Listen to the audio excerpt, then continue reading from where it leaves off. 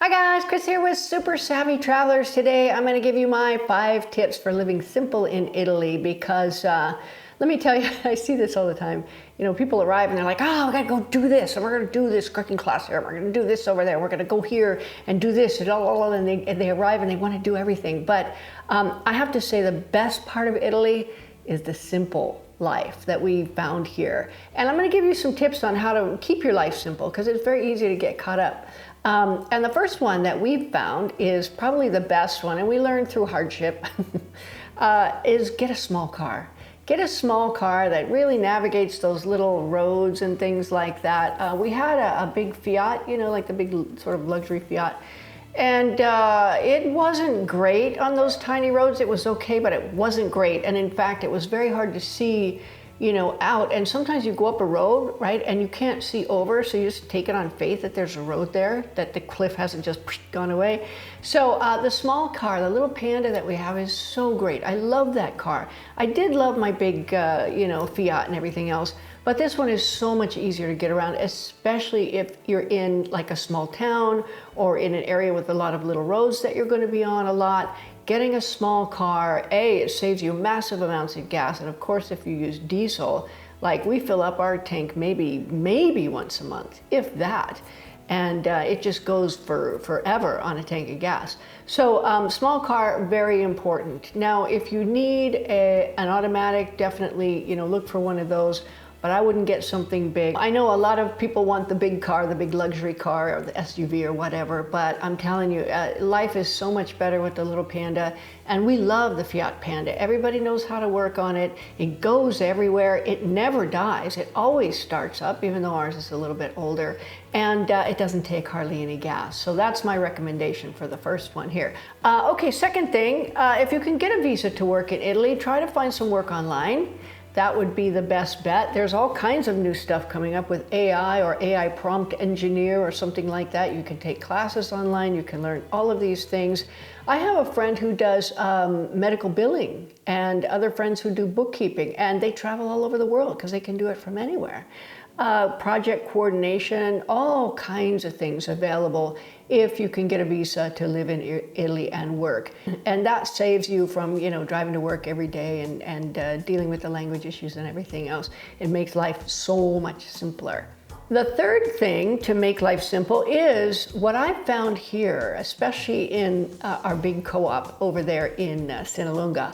The prepared foods here are amazing. And in fact, we were filming Chasing La Bella Vita yesterday, and we have a scene where we lay out this huge spread on the table, you know, the olives and the chopped up, you know, vegetables and mozzarella cheese and all of the antipasti and all of the contorni, which are the side dishes, and then of course the pasta. And most of the stuff I just found in the refrigerated section there in the deli, and it was all made and ready to go, like this beautiful, they called it an omelet, but it was like a little sliced spinachy thing. It was delicious. You know, the peas they make here are just fantastic. You can buy Tuscan beans, you can buy all kinds of side dishes, and then go to the macelleria over there. Most places have a really good macelleria, which is a butcher shop, and they serve, or they have prepared foods. All you do is stick them in the oven for 20 minutes, boom, dinner or lunch or whatever. And I've found that if you get a bunch of vegetables, you throw them in a bag, dump in a bunch of olive oil and garlic, and I always put peperoncino dolce, which is the sweet paprika pepper, and what else, salt. Not even too many spices, and then you put them on the same pan as your whatever you get. We like bombetti, which are little rolled up meat things with prosciutto inside. So delicious. You can buy things on skewers. You can buy little meatloaves. There's one that I love is a chicken breast, and it's rolled up with sausage and prosciutto and a little bit of spinach inside. It's crazy. It's so good. And then you don't have to cook. You just, you know, you can say, oh, I cooked. Technically, you did cook it, but they prepared it for you. And it's so good, and it's so inexpensive. I have to say, today we were at the supermarket, and we bought, you know, a bunch of sodas. We bought some water. We bought bread dough. I found this bread dough that's unbelievable. And you just stick it in the oven, boom, it's bread. And it's the most delicious bread you've ever had. It's like cake on the inside. So good. So you can live simply, you can live really, really well, and you can have a lot of stuff done for you. It's like having your own private chef, kinda. Really nice. Now, another tip for living simply is restaurants. Now, you know, I know people like to go out to dinner. I don't like going out to dinner. I don't like to eat that much and then go to bed. And I like to, sometimes if I'm gonna celebrate with a dinner, I'll have a glass of wine. I can't do that and then drive home. It's just not okay with me to do that. In addition, I like my big meal in the middle of the day. I like a big lunch and then barely anything for dinner. So we go out to lunch at these restaurants. We order probably too much food. We take the rest home, and they're very gracious about packing it up for you. And then you just nibble on that for dinner. And you've got a whole day's worth of, you know, lunch and dinner for the price of one lunch. And also you've had the wonderful experience of actually going out to lunch and enjoying a lunch out at one of your favorite restaurants. And I'm telling you, the restaurants around here in Torrente di Siena, in Sinolunga, in this whole area are spectacularly good. And they're all very, very inexpensive compared to the ones in California. Now, my last tip number 5, is check out the local events. There's so many of them. And sometimes if you go to like Arezzo, we met some of our friends who follow us on the channel on the train from Florence the other day, and we had a nice chat, and we found out all about Arezzo, which is a beautiful town. We haven't seen it yet, but they have markets, they have antique markets, which are really interesting, and we are going to plan a trip out there before too long to check out the town, to hang out with our new friends, and really experience Arezzo because it looks amazing. But my point is that every town has its market or its events. Here in Torrita this weekend we have the Borgo dei Libri, which is a book fair. We have actually a book fair, and it goes throughout the whole historic center, and there's games for the kids, there's people dressed up. Last time they had these forest creature people dressed up on stilts, so they were giant, and they were so much fun. We had such a great time. And you talk to authors, you look at the books that they're writing. These people are amazing people, really digging deep into some of the history and that sort of thing. And then I think it was maybe a weekend or two after that last year, we had the the beer and cheese festival, which was amazing. And of course, we always have, you know, the local food and everything else going on. And of course, we've got another Palio coming up. This is the year of 2 Palios. Meaning the donkey races, so that's coming up in June. And then we have the Torrita International Blues Festival, which is huge. I think Robin Ford is playing this year. Yay, that's gonna be so fun.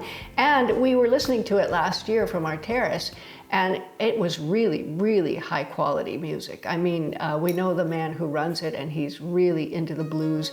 He knows good music, and he hires the best. So that's gonna be really spectacular.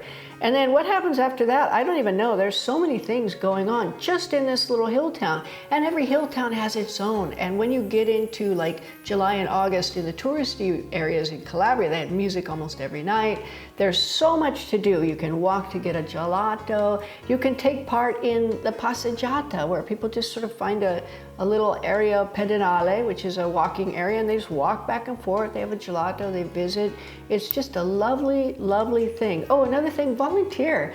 We're having so much fun. We volunteered for a couple of events, and we're just having a blast. And then, as I said, the man who runs the Blues Festival here, he's agreed to be in our movie, and I'm so happy because he's really fun. The movie is going really well. It's Chasing La Bella Vita movie. Go check it out on Facebook, and you can see the behind the scenes stuff, and we put stuff on school as well.